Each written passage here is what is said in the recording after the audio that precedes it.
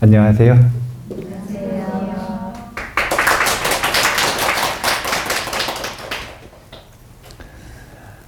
오늘은 입보살행론을 가지고 공부했던 보살 수업 마지막 날이에요. 오늘은 1시간 나눠서 할 건데 앞에 부분은 그래도 회양품을 안 볼 수는 없기 때문에 회양품을 1시간을 보고 그리고 나머지 1시간은 입보살행론 전체 총정리를 한번 하도록 하겠습니다. 일단은 오늘 회양품을 보기 전에 사실은 입보살행론이라고 하는 것 자체 놓고 보면 육바라밀의 형식으로 되어 있지 않습니까? 그러니까 앞부분에서도 발언을 해요. 회양도 발언과 유사한 이 기도 아닙니까? 발언하는 것도 기도고 회양하는 것도 기도고, 제가 발언과 회양은 참 중요하게 여긴단 말이에요. 그런데 발언하는 마음과 회양하는 마음은 같을까요? 다를까요? 같으면 발언 그랬겠죠. 아니면 회양 그러든지. 그 차이가 뭐냐면은 발언은 뭘 하고 싶은 거지. 사실 지금 당장 할 수 있는 능력이라 힘은 없는 거예요. 이걸 발언이라 그래요. 회양은 뭐냐면 그 발언했던 바대로 완전히 성취했든 그렇지 못하든 상관없이 그 중간에 뭔가를 했으면 공덕이 생겼을 거 아니에요. 그걸 실제로 원하던 방향으로 나눌 건지 안 나눌 건지를 이제 정말 결정하는 거예요. 이걸 회양이라 그래요. 한번 스스로 점검을 해봐야 합니다. 처음에 보살 수업을 배울 때 여러 가지 마음들이 있었겠지만 결국은 보리심을 배운다라고 하는 건 자신의 삶을 이 오온이라고 하는 몸과 마음을 부처님을 위해서가 아니라 중생을 위해 바치겠다라고 하는 그 마음이 보리심인데 그 마음을 배우겠다라고 처음에 마음을 먹었잖아요. 그러면 그게 자력으로 마음을 먹은 거든 아니면 타력에 의해서 마음을 먹은 거든 상관없이 그 마음을 먹고 그렇게 공부를 하기 시작을 할 때 했던 발언과 지금 내가 회양할 이 마음가짐의 차이가 있는가 없는가. 물론 지금도 온전히 중생을 위해서 내 삶을 바칠 수 있겠는가 라고 묻는다면 겁나겠죠.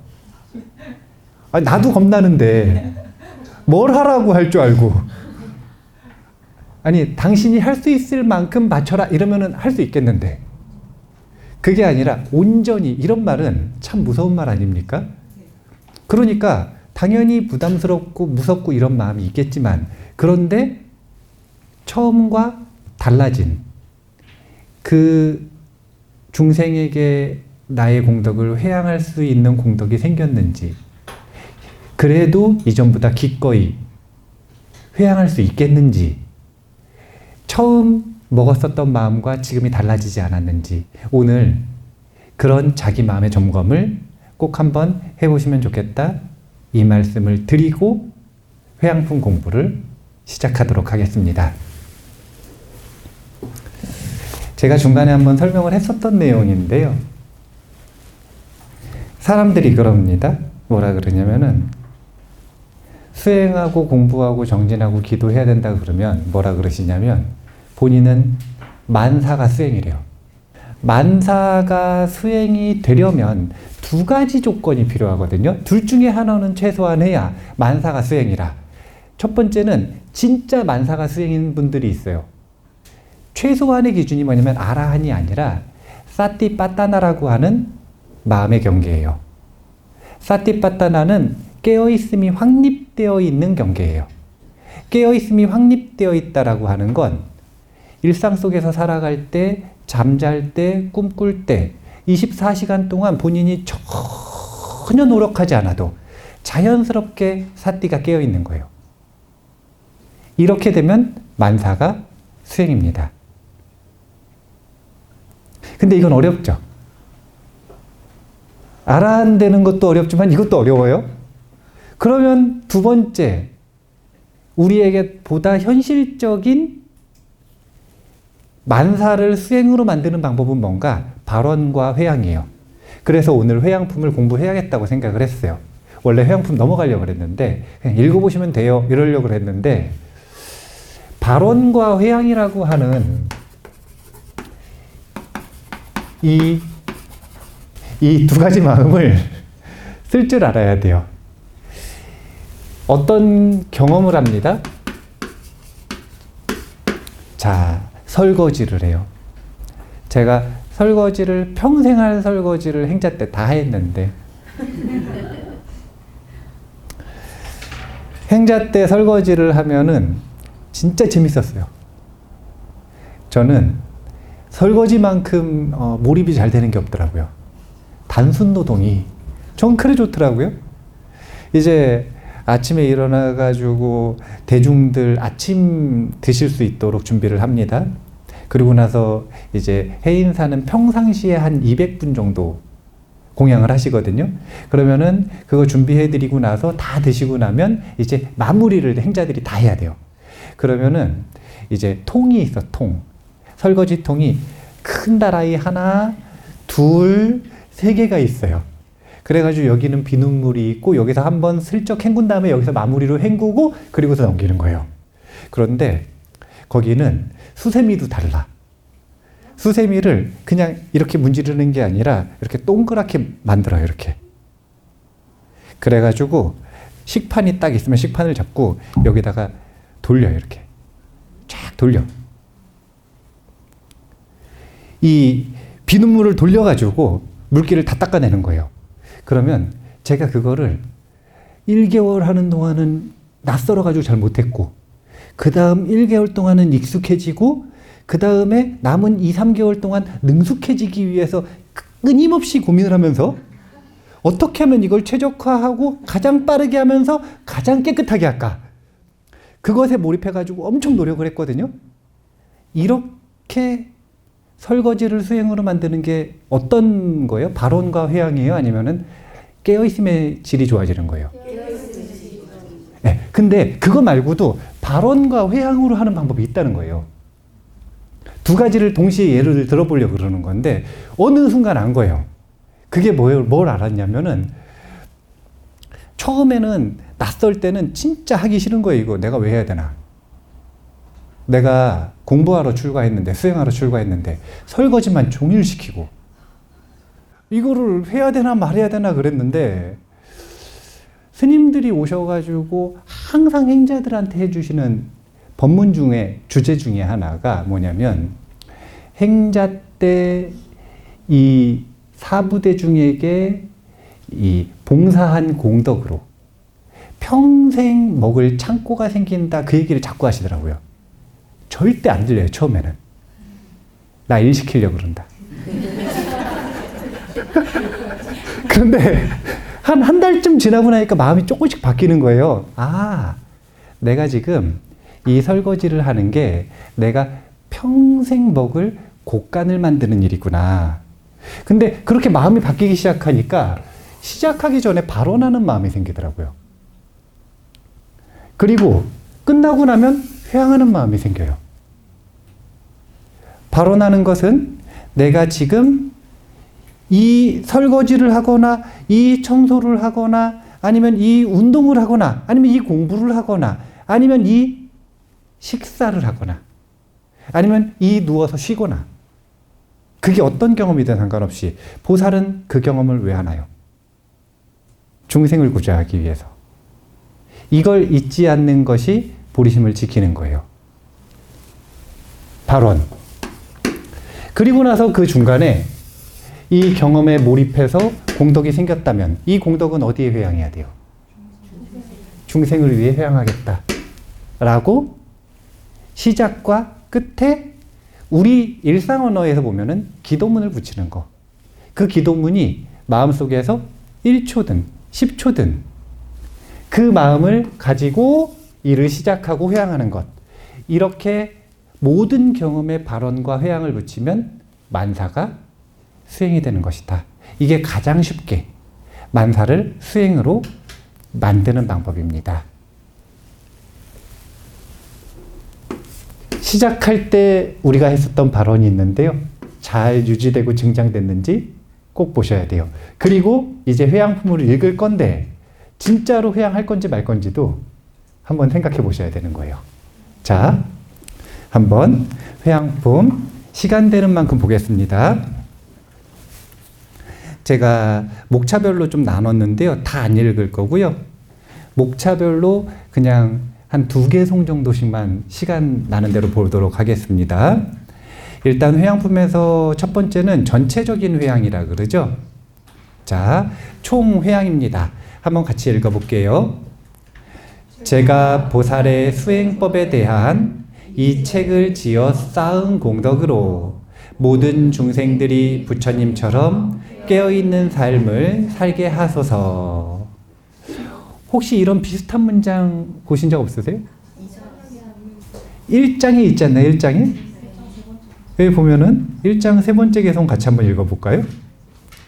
제가 이것을 지음으로써 선업을 행하려고 하는 저의 신심과 깨달음이 증가하고 저와 선연이 같아 함께하는 사람들도 이것을 본다면 이익을 얻게 될 것이나이다. 자, 뉘앙스 차이를 봐보세요. 발언과 회양. 발언할 때는 지금 뭐 결정된 게 있어요, 없어요? 없죠. 그래서 제가 공수표라 그러는구나. 왜냐하면 수많은 사람들이 발언을 공수표로 써. 안 지키잖아요. 발언해놓고 안 지키잖아요. 안 지킨다는 게 발언한 대로 수행을 안 한다는 게 아니라 심지어 발언을 한 대로 수행을 해서 얻어놓고 그때 가서 아까우니까 회양을 안 해요. 그런 경우가 되게 많아요. 그래서 항상 발언은 회양으로 끝나야 되는 거예요. 발언과 회양이 비슷한 성격인 것 같은데 왜 도대체 나눠놨느냐? 왜 처음에 발언을 하고 왜 끝에 회양을 하느냐? 그것은 끝에 가서 회양 지켜라 이거예요. 회양할 것이 있도록 중간에 열심히 하고 그래서 생긴 게 있다면 처음 먹은 마음대로 전부 회양해라. 제가 발언한 대로 잘 됐을 때 지키는 분들을 많이 못 봤거든요. 그래서 강조해서 알려드리는 거예요. 여기 회양이 보면은 여기는 딱 확정적이에요. 지금 보면 이 책을 지어서 쌓은 공덕이 있죠. 그러면 그 공덕으로 모든 중생들이 부처님처럼 깨어있는 삶을 살게 하소서라고 하는 이 보살의 수행법에 딱 어울리는 회양을 하고 있죠. 회양의 주제 자체가, 회양처 자체가 보살의 수행법이기 때문에 회양을 이렇게 하는 겁니다. 아라한이 되기 위한 수행을 할 때는 이렇게 회양하지 않습니다. 어떻게 하냐면 이 모든 공덕을 아라한도를 성취하는 데 회양을 하는 거예요. 그러니까 생기는 공덕조차도 보살은 아주 면밀하게 정확하게 용처에다 써야 된다라는 거예요. 자신이 그러고 있는지 아닌지를 입보살행론 회양품을 보실 때마다 한번 점검해 보셔야 됩니다. 자, 총원입니다. 총원이라고 하는 건 이제 이 회양은 결국 두 군데로 회양을 하는데 자리 아니면 이타예요. 그래서 자리 이타의 회양을 할 때 공통원은 총원이라고 하는 거예요. 자리든 이타든 상관없이. 자, 총원은 이고등락인데 같이 한번 읽어볼게요.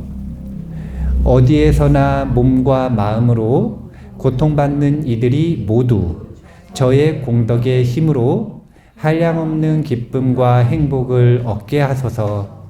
그들이 윤회 속에 남아있는 한 그들에게 금생의 행복이 줄지 않고 궁극에는 모두 부처님의 영원한 행복을 누리게 하소서. 자, 회향은 참 회향할 게 있다는 건 좋은 거예요. 왜냐면 공덕이 있다는 거잖아요. 이 공덕이 생겼을 때 어디다 쓸 것이냐라고 했을 때 결국은 중생을 위해 쓴다라고 하는 게 이타. 물론 자기도 중생에 해당이 되지만 자신에게 쓰는 것, 이것을 이기라고 하는 겁니다. 그리고 자리라고 하는 거죠. 자리 이타에 회향을 하는데, 근데 두 가지는 목적은 똑같은 거예요. 그게 뭐냐면 이고등락이라.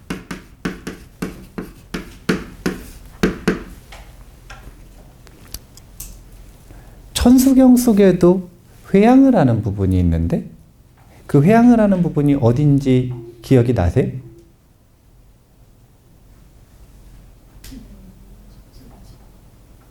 안 나세요? 네? 사홍서원도 회향이고 왕생정토 시법문도 회향이고 왕생정토 시법문도 회향이고 사홍서원도 회향인데 천수경은 사홍서원이 독특하죠? 일반적인 사홍서원 사구와 뒤에 보면 자성사홍서원을 하잖아요. 자성중생서원도 자성번뇌서원단, 자성법문서원학, 자성불도 서원성 했던 발언을 또 하는 것처럼 보이지만 거기서 자성이라고 하는 건 자리에 해당되는 거예요. 그러니까 천수경에서 보면은 먼저 이타에 회향을 하고 그 다음에 자리에 회향을 하듯이 지금 이 입보사랭론에서도 먼저 이타에 회향을 하고 마지막에 자리에 회향을 합니다. 이유는 다른 게 없고 이게 대승의 마음가짐이니까요. 먼저 이타에 회향을 하고 그 다음에 자리에 회향을 하는 겁니다. 제가 비유를 들었어. 비유. 천수경 수업을 녹음을 하면서 비유를 들었는데 이제 저 자성사홍서원이 어디서 인용해서 가져온 거냐면요. 육조 해능스님의 육조단경에 나오는 구절이에요. 육조단경에서 이 자성중생을 구해야 한다라고 하는 법문이 어디서 나오시냐면 무상참회라고 하는 참회를 하는 가르침 속에서 위없는 참회, 무상참회, 이제 이기도 하고 또 이 반야참이라고 해서 반야를 중심으로 하는 참회, 무상참이라고도 하는데 이 무상참회 품에서 자성사홍서원이 나옵니다. 그런데 자성의 중생을 구하는 것을 왜 일체 중생을 구하는 것 속에서 따로 뽑아서 특별하게 얘기할까요?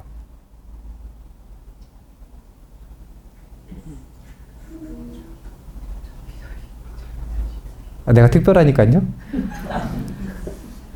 그런 것도 있지만 여러 가지 의미가 있지만 그 중에서 일체 중생을 구함에 있어 가지고 우선순위라는 게 있어요. 무슨 우선순위냐면 중요해서가 아니라 내 안에 중생을 구하지 않은 상태에서 다른 중생을 구할 수가 없는 거예요. 그래서 우선순위가 있는 거예요. 일단 내 안에 중생을 구하는 것이 먼저인 이유는 어떻게 구하고 어떻게 고통에서 벗어나는지를 알아야 다른 존재를 도울 수 있으니까. 비유하기를 제가 뭐라 그랬냐면 지금 우리는 요 자리에 해당되는 자기 자신이라고 하는 중생을 구하는 것과 옆에 있는 중생, 옆에 봐보세요. 옆에 중생 있거든요. 옆에 있는 중생을 구하는 거.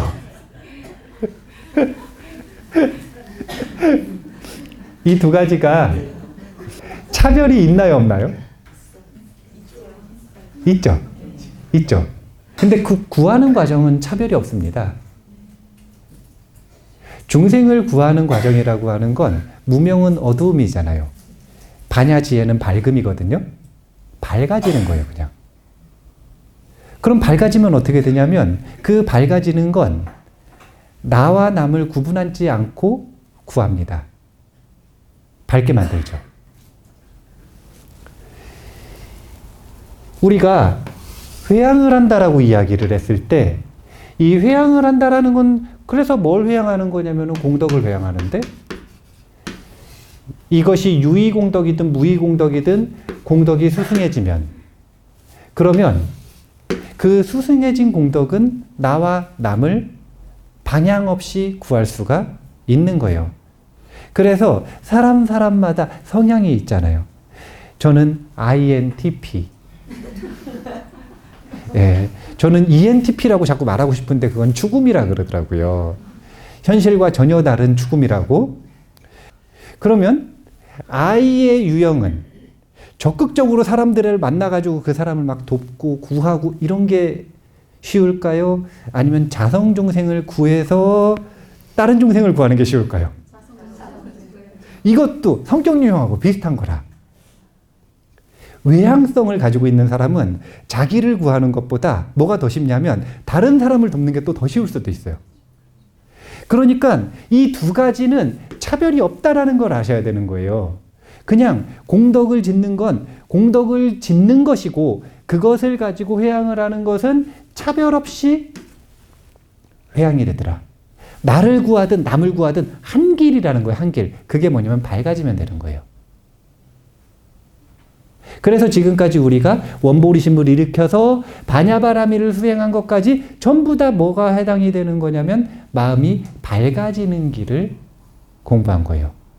그래서 밝아진 것이 있다면 총원으로서 이고등락에 회양을 해야 한다. 이렇게 지금 총체적인 이 결론을 내려주시는 거고, 자, 그래서 이제 별원이라고 하는 건 이타를 대상으로 다른 중생을 대상으로 공덕을 회양해야 되는데 첫 번째로 신경 쓰이는 게 지옥고인가 봐요. 샨티데바 보살은 지옥 중생들이 항상 마음에 걸리시나 봐요. 이것도 사람 성향마다 달라요. 사람 성향마다. 이건 또 어쩔 수가 없어요. 왜냐면은 이제 보면은 스님들한테 똑같은 스님들한테 공양을 올려도 타이밍에 따라 공덕의 크기가 너무 달라요. 이제 이 법구경 이야기 2년담에 보면은 자주 나온단 말이에요. 이 비유가.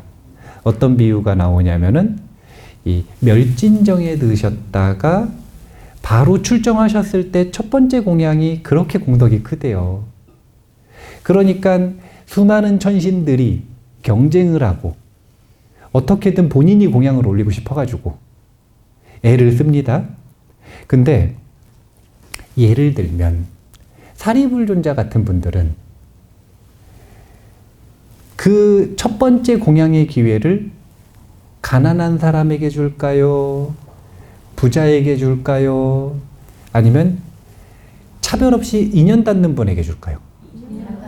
보통 그런 성향이에요. 사리불존자는. 근데 마하가섭존자는 꼭 가난한 사람한테 주셔야 돼.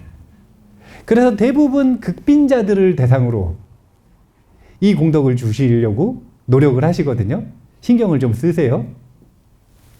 사람마다 좀 마음에 걸리는 대상들이 있는 거예요. 샨티데바 보살은 지옥 중생들이 항상 마음에 걸리셨나 봐요. 1번으로 얘기하시는 거예요. 지옥고를 제거하기를 원하시는데 일단 두 개송만 읽어보겠습니다. 같이 읽을까요? 이 세상 어디에서든지 지옥의 고통을 겪고 있는 몸을 가진 이들이 모두 극락정토의 기쁨을 누리게 하소서. 추위에 떠는 이들은 따뜻함을 얻고 보살의 공덕과 지혜의 구름들로부터 시원한 단비가 내려 더위에 시달리는 이들은 시원함을 얻게 하소서. 이제 이 지옥 중생들은 참 고통스러워요. 지옥이 얼마나 고통스러운지는 제가 이제 극락 갔다 온 스님도 있잖아요. 지옥 갔다 온 스님도 계시대. 지옥 갔다 온 스님도 있어요. 그래가지고 그 스님 이야기도 제가 나중에 한번 소개를 할게요. 극락 다녀오신 스님 이야기는 제가 한번 다 소개를 했잖아요. 지옥 갔다 오신 스님 이야기도 제가 소개를 한번 하는데 진짜 고통스럽대요. 근데 제가 요즘에 우리 올해 보면은 윤달이 꼈더라고요. 그래서 윤달의 올해는 뭘 해야 되나. 이제 이번 윤달엔 뭘 할까.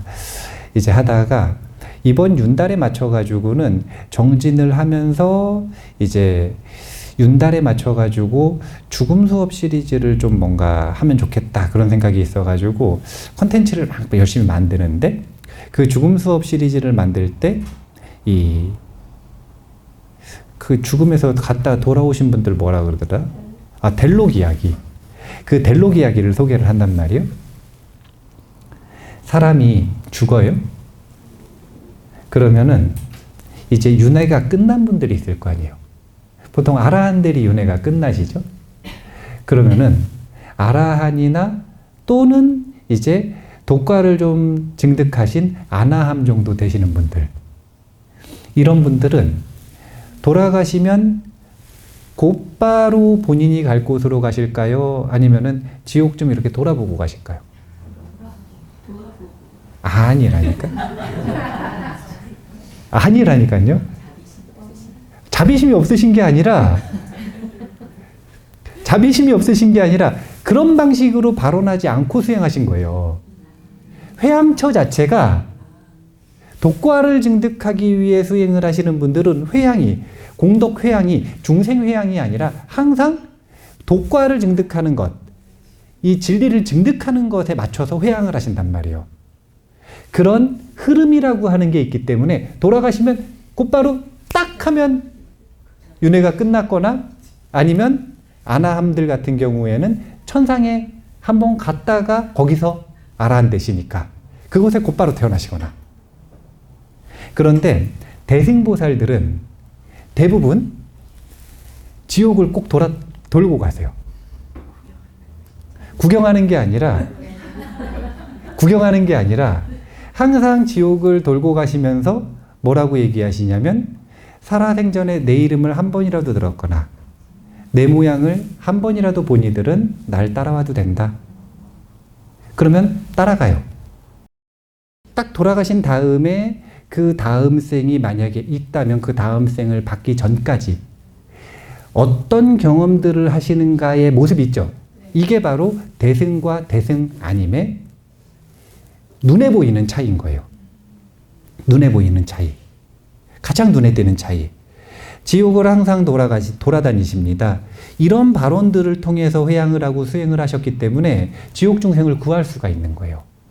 여기 보면 칼산지옥의 숲은 즐거운 놀이동산으로 바뀌고 깨진 새와 가시로 된 나무들은 모두 소원을 이뤄주는 여의소로 바뀌게 하소서.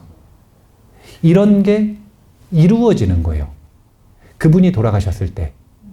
그래서 델록 이야기 이번에 제가 동기부여 콘텐츠로 넣지 않았습니까? 한번 들어보세요. 거기 보면은 죽음의 왕들이 일어섭니다.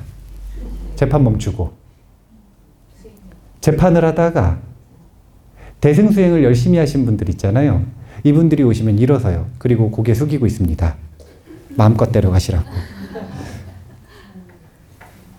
그럴 수 있는 능력을 가지고 있으니까 데리고 갈 수 있는 거고요. 이게 발언과 회양의 차이예요.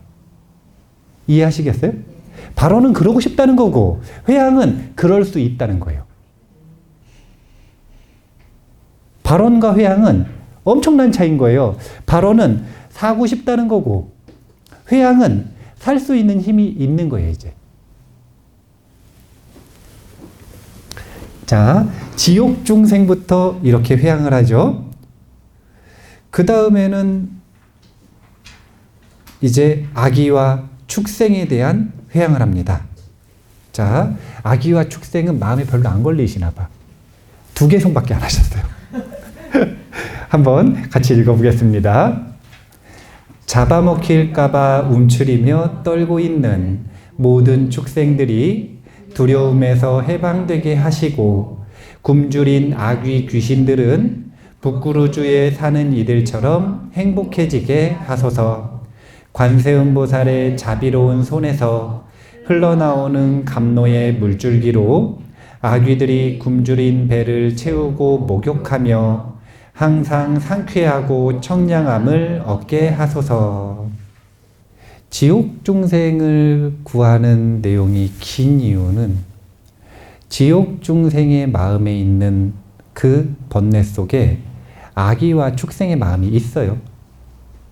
그래서 가장 이 집중해서 개성을 많이 얘기를 하신 거지만 그 회양 자체가 아기와 축생에도 해당이 되는 겁니다. 이제 기억을 한번 되짚어 볼까요? 여기 보면은 이타의 대상이라 그랬잖아요. 이타의 대상이면 중생이라고 하는 존재 또는 이타는 꼭 중생이 아니더라도 나 말고 너 모든 너를 다 이타라고 하는 거잖아요. 그러면 다른 존재라고 하는 존재의 카테고리가 어떻게 되는가라고 놓고 보면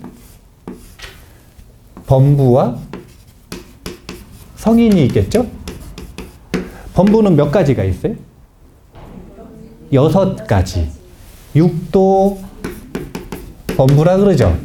성인은 사성계라고 합니다. 4가지 성인의 세계. 육도계와 사성계가 있는데 이 육도 중생과 사성계를 합쳐서 이걸 십법계라고 한단 말이에요. 이 십법계는 객관세계로도 현현되어 있는 겁니다. 환상과 같지만 십법계라고 하는 것이 객관세계로 현현되어 있기도 하지만 이 십법계는 동시에 심리예요. 번뇌, 지혜.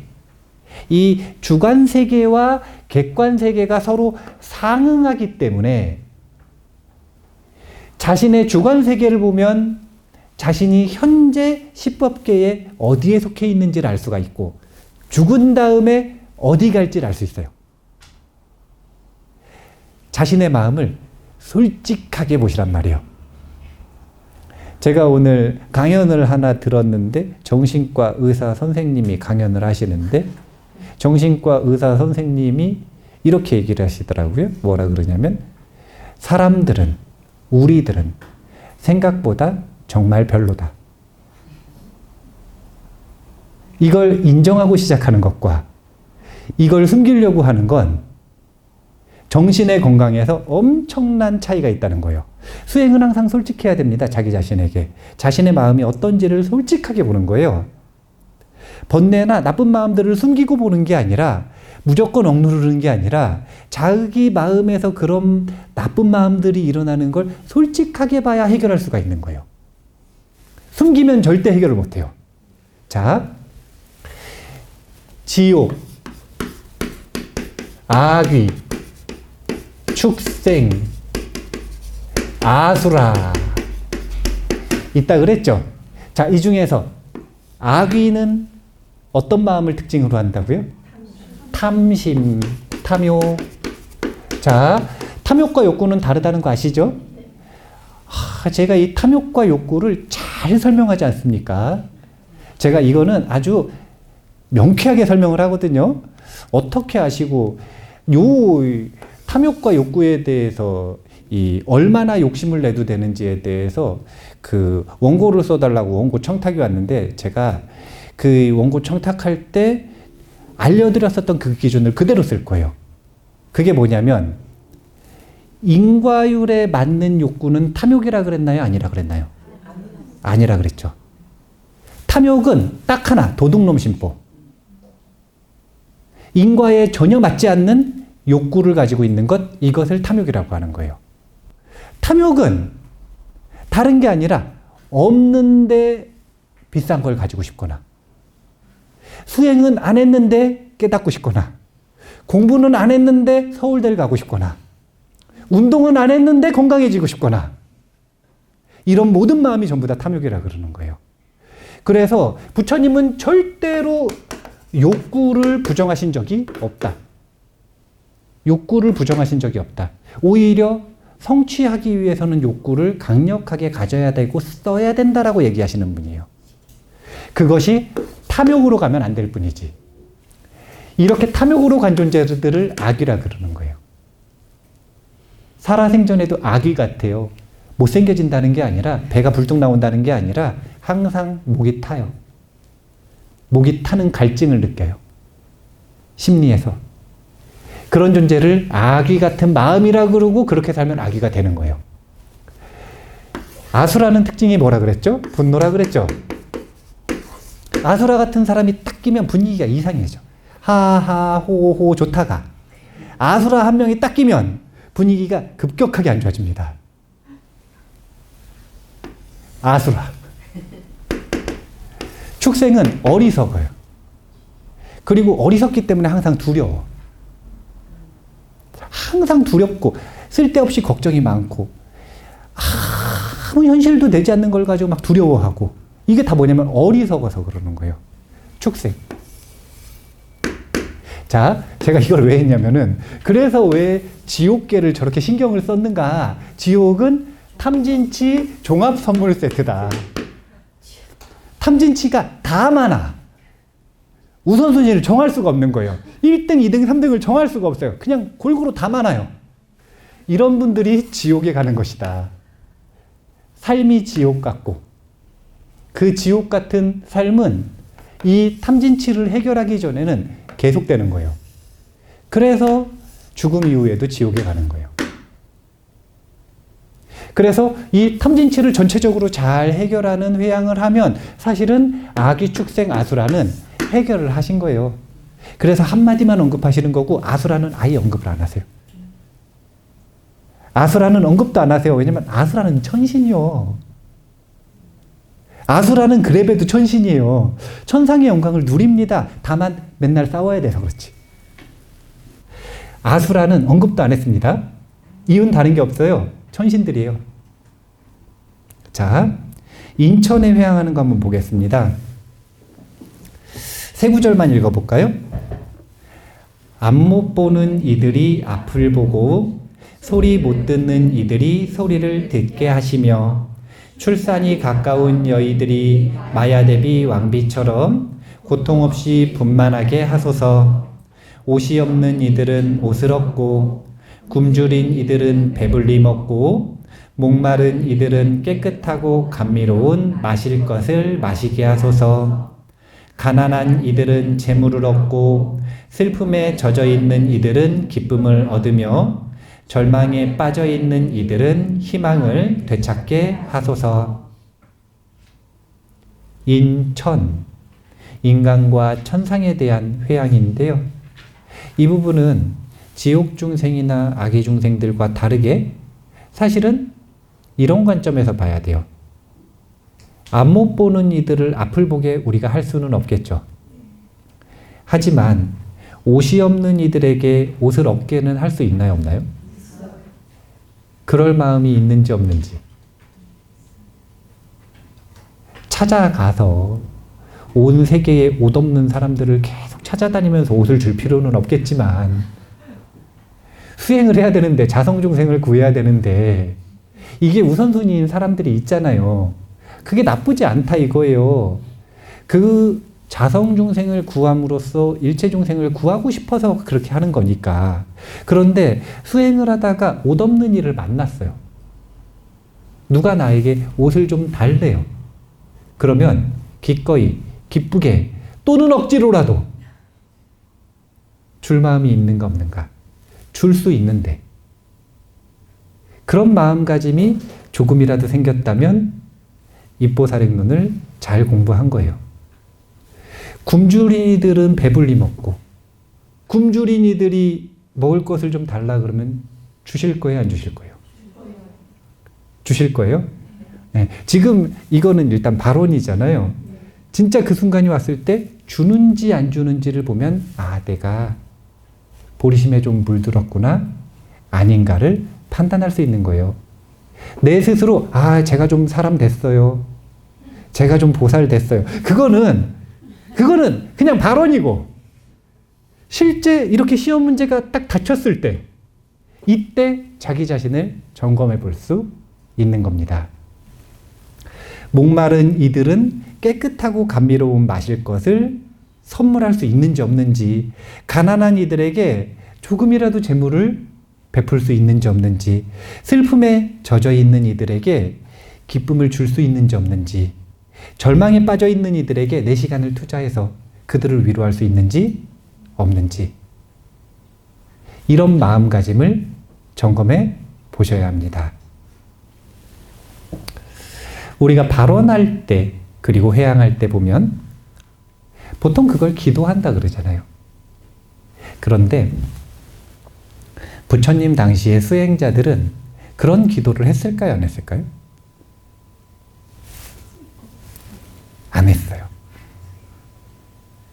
안 했어요. 우리가 생각하는 그런 기도를 안 했어요. 그때는 그냥 발언이 있을 뿐이에요. 기도는 원하는 게 있어서 그것을 어떤 특정한 대상에게 계속 부탁하고 요구하고 매달리는 것 아닙니까? 그런 기도가 없었어요. 그럼 기도와 유사한 성격의 마음이 뭐가 있었는가? 유사한 성격의 수행이 뭐가 있었는가? 이제 자해명상이라고 하는 명상법이 있었어요. 이 자해명상을 제가 칸리명상에서는 어떻게 하는지에 대해서 토요명상법회 때 인용을 해서 알려드렸잖아요. 자해명상을 어떻게 하냐면 문장이 있어요. 전통마다 다른 문장을 써요. 그런데 칸리명상에서는 이런 식의 문장을 씁니다. 뭐라고 하냐면 나는 모든 위험과 적으로부터 자유롭고 싶습니다. 나는 건강하고 행복하기를 바랍니다. 그렇기 때문에 나를 지켜주는 수호신들과 생명진인 모든 중생들이 저와 같이 위험과 적으로부터 자유롭고 건강과 행복을 누리기를 바랍니다.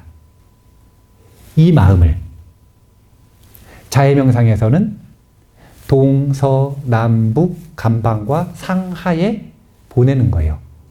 그리고 나서 가만히 앉아 있으면 생각나는 사람 있잖아요. 그 사람에게 자해의 마음을 보내는 겁니다. 자해의 마음을 보낸다 그러니까 무슨 뭐 마음을 여기 있다가 이렇게 보내는 거라고 생각을 하시는데 그게 아니라 이 기도문을 한번 읊는 거죠. 마음속에서. 기도랑 똑같지 않나요? 똑같죠? 근데 대승의 자해 명상은 사실 이 회양품에 잘 나타나는 겁니다. 방향으로 하지 않고 여기서는 뭘로 하냐면 육도 윤회의, 십법계의, 중생의 카테고리를 대상으로 해서 지금 자해의 마음을 보내죠.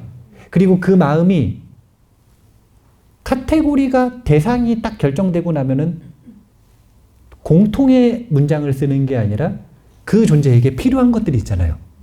거기에 맞게 변형시켜서 자해의 마음을 회양하고 있다 이렇게 보시면 되는 거예요. 그러니까 입보살행론을 공부하시는 분들 같은 경우에는 자해 명상을 할 때 먼저 지옥 중생에게 자해의 마음을 보내고 그 다음에 아귀, 아수라, 축생, 인간과 천상 그리고 여기에 보면 독특한 게 성인들에게도 보내요. 성인들에게.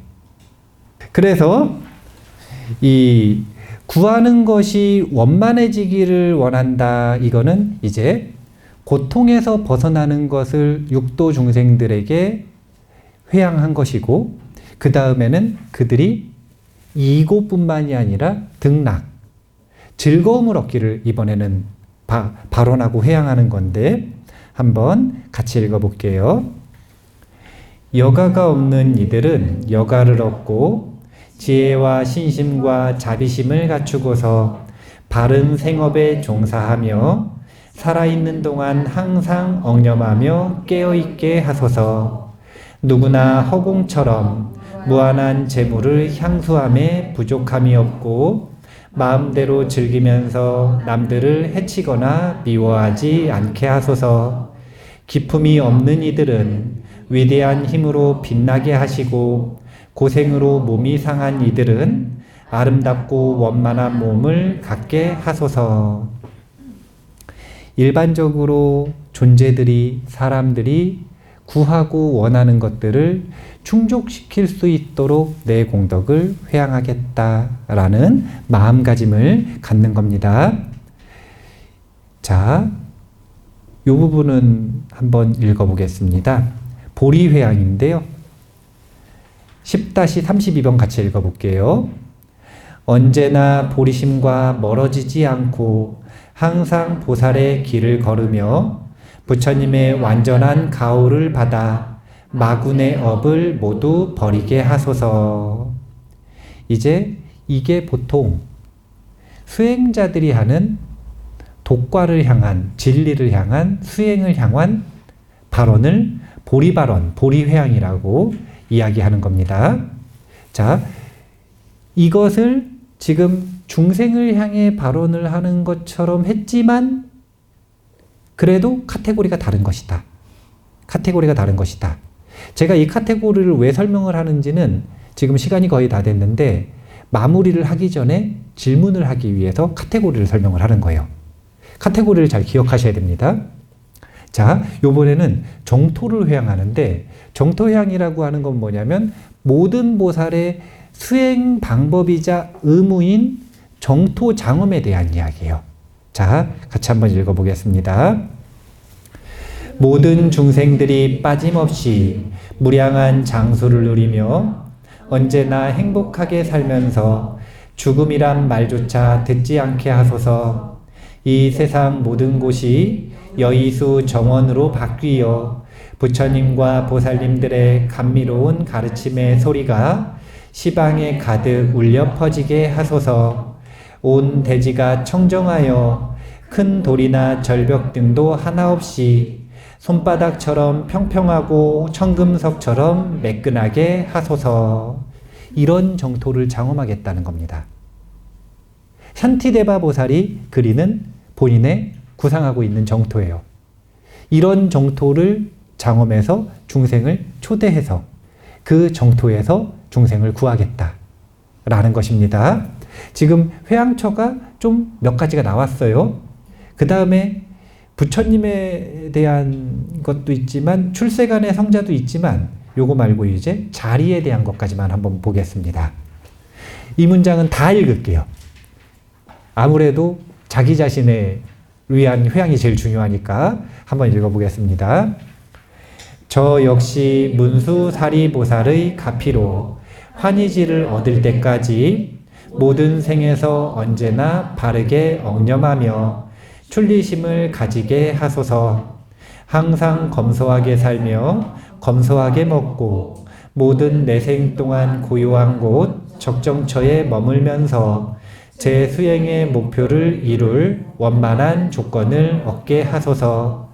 언제든지 뵙고 싶거나 조그만 의문이라도 있을 때는 보호주이신 문수사리보살의 자성이 걸림없이 드러나게 하소서. 일단 세 가지 중에 뭐가 제일 부러우세요? 세 번째 좀 부럽지 않나요? 그러니까 자, 제가 이거는 발언이라 그랬나요? 회양이라 그랬나요? 네. 샨티데바 보살은 본인의 보살행의 공덕으로 이럴 수 있는 거예요. 그러면 이런 회양을 왜 하고 이런 마음가짐을 왜 가지는가? 지금은 공덕이 충족되어 있기 때문에 언제든지 문수사리보살을 친견하고 싶을 때 마음에 면전에서 친견할 수가 있어요. 관상의 힘이 있으니까. 그런데 보살행을 이제부터 잘 안 해요. 그러면 향후에도 계속 친견할 수 있을까요? 없을까요? 없겠죠. 제가 항상 이야기하지 않습니까? 수행을 왜 닦는다고 하는가? 경험하는 것과 닦는 것은 다른 것이다. 경험하는 것은 우리가 저기 산꼭대기에 헬기 타고 한번 올라가 볼 수 있잖아요. 그럼 산정상을 경험할 수 있죠. 그런데 그 사람이 과연 그 산정상을 올라갈 수 있느냐? 반복해서 그것을 재현할 수 있느냐? 그럴 수 있는 사람도 소수가 있지만 대부분은 그렇지 못하죠. 닦는다라고 하는 건 언제든지 그것을 재현할 수 있는 거예요. 그래서 자유로워지는 것을 닦는다라고 얘기하고, 경험하는 것은 그것이 자력이든 타력이든 어떤 인연으로든 한번 경험하는 것, 이것을 경험한다 그러는 거예요. 이런 회양들이, 자리의 회양들이 할 수 있으니까 이런 회양을 하지만, 그럼에도 불구하고 이런 회양을 통해서 무엇을 다짐하는 것인가?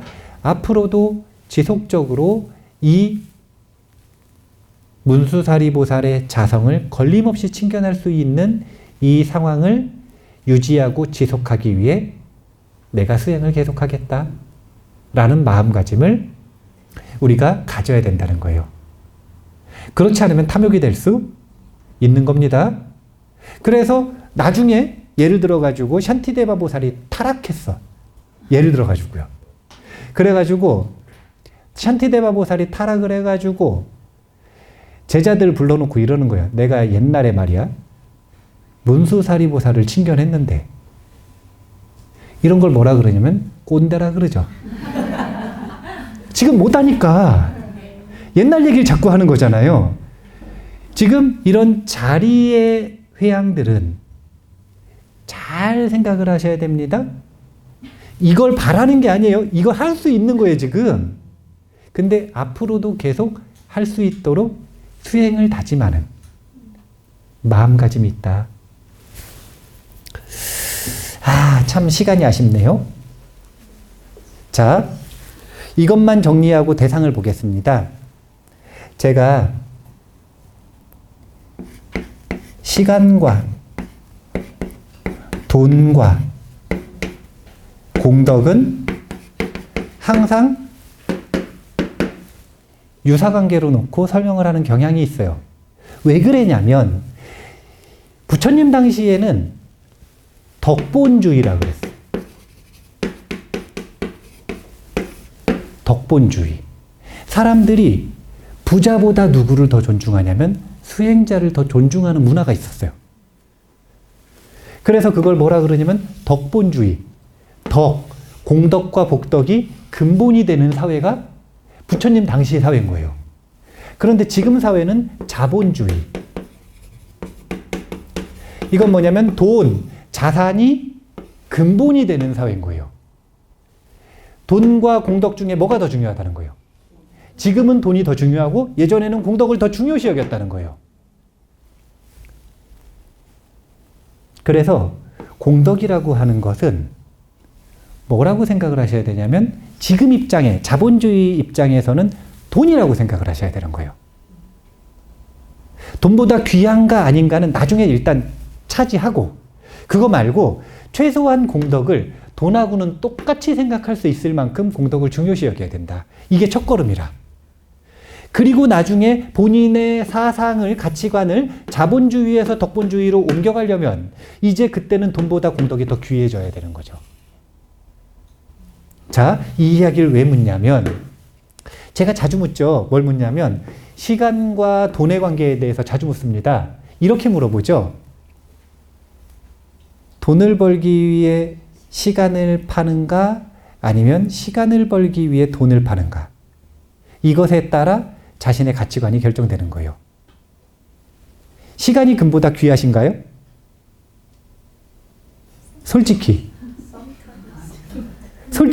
그러면 돈을 벌기 위해서 시간을 팔지 않습니다.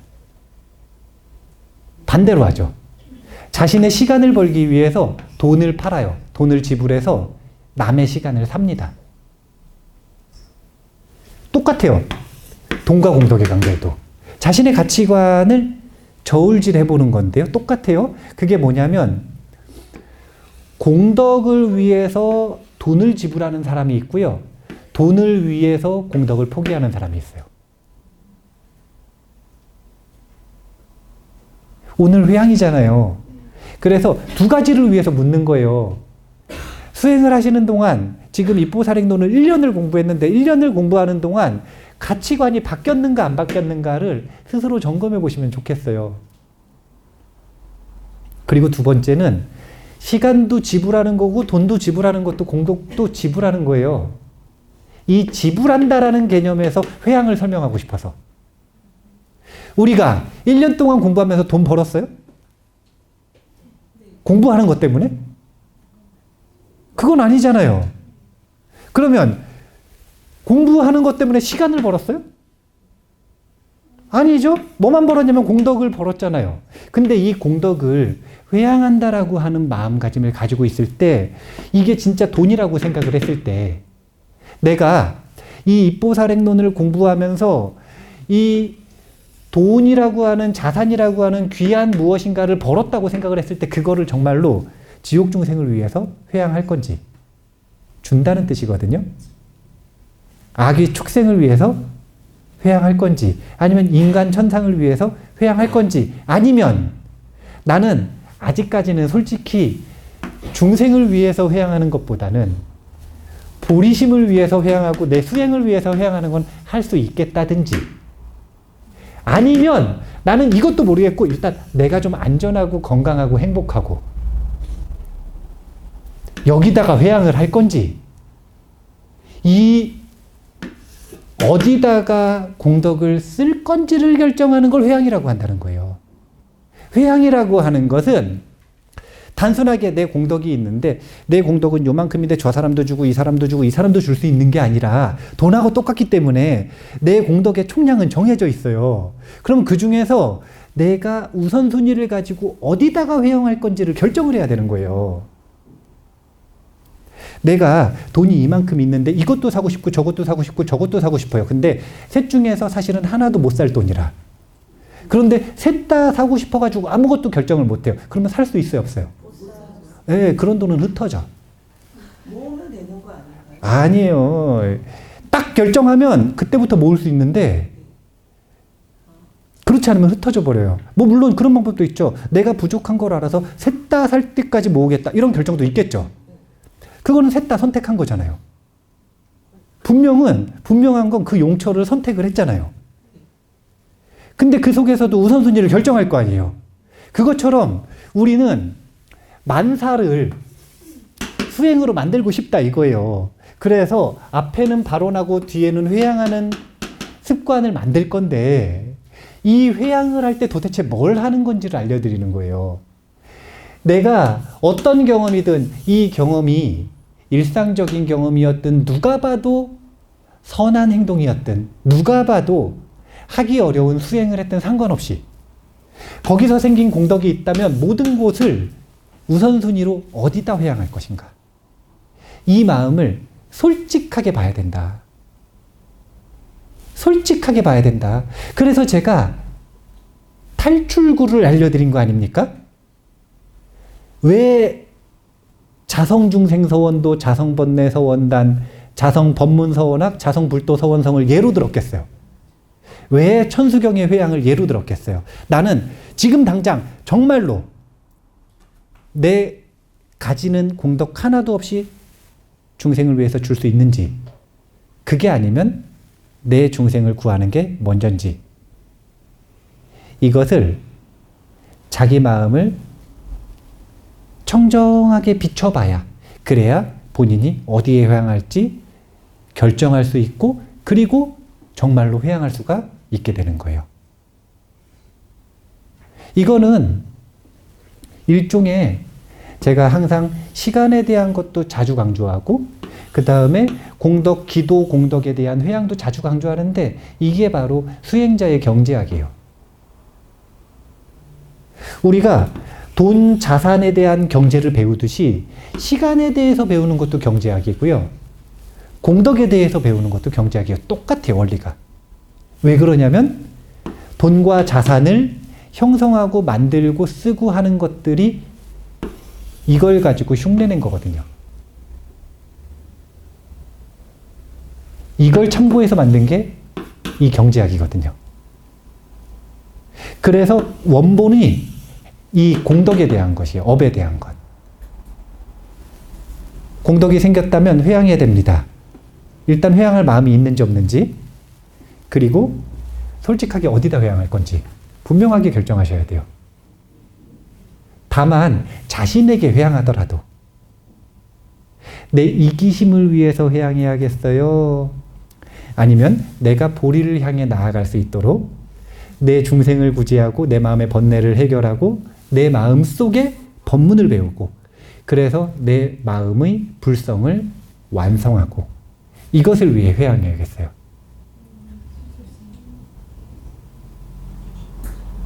이 부분을 결정하는 것, 이것이 회양품을 오늘 공부하는 이유입니다. 이걸 결정을 하는 방법을 안 알려드리고 이걸 결정을 안 할 거였으면 회양품은 사실은 그냥 읽어보면 좋은 기도문이니까 할 수 있어요. 그것만으로도. 자, 공덕을 회양한다라고 하는 건 내가 가지고 있는 귀한 걸 정말로 어딘가에 주는 것이다. 이것을 실질적으로 마음에 와닿게 경험을 하실 수 있도록 자신의 마음을 한번 잘 정돈하신 다음에 솔직하게 스스로에게 물어보시기 바랍니다. 내 공덕은 모두 어디에 회양할 것인가? 이건 내 재산을 누구에게 줄 것인가? 이것과 똑같은 거거든요. 이거랑 똑같은 거예요. 과연 정말로 나는 일체 중생을 위해 살아갈 수 있을까? 조금씩이라도 더 일체 중생을 위해 살아갈 마음이 생기는가? 이런 자기 점검을 끊임없이 해보시면 그러면 자신의 마음이 얼마나 보리심에 물들었는지를 점검해 보실 수 있을 겁니다. 자, 회양품 여기까지 하고요. 다음 시간에는 총정리를 한번 해보도록 하겠습니다. 자, 첫 번째 시간 마치겠습니다. 감사합니다.